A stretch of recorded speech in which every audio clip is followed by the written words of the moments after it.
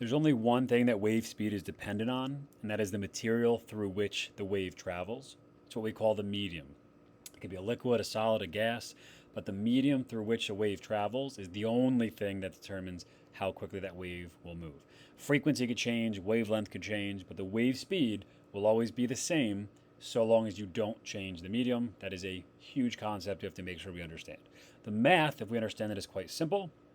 The wave speed equation is v equals f times lambda, v being the wave speed in meters per second, f being the frequency measured in hertz, lambda being the wavelength measured in meters. So to understand a little bit more the effect of the medium, let's consider a gas, a liquid, and a solid. So in a gas, the molecules are kind of more spread out. In a liquid, a little bit closer together. And in a solid, they're very tightly packed. So in the case of a gas, there's just so much empty space that if you bump into a molecule, that molecule has to kind of move through space before it even bumps into another molecule, transfers that energy. Then that molecule has to travel through space before it bumps into another, and so on and so forth.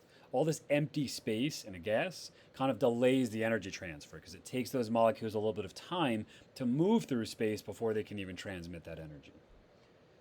When it comes to a liquid, those molecules are a bit closer together. There's still some space, but there's significantly less compared to a gas.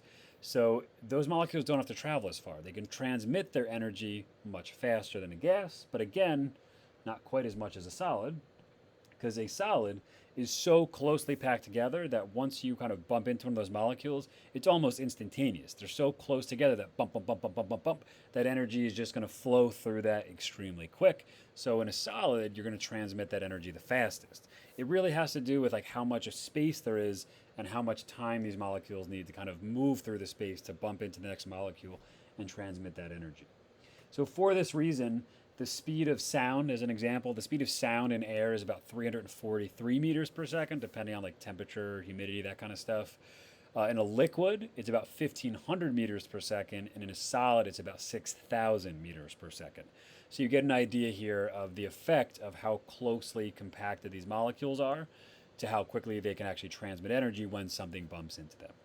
So different metals, different gases, different liquids have different speeds, but this gives you a general idea. I believe that 343 is like air on a normal day. When I said liquid, I think that's actually in water. Sound travels about 1,500 meters per second in water. And I think the solid was like steel. It's about 6,000, maybe something like that. But anyway, different gases, different liquids, different solids will have slightly different speeds for sound, but this is a good rough estimate. You get an idea of how much quicker things will move through a solid.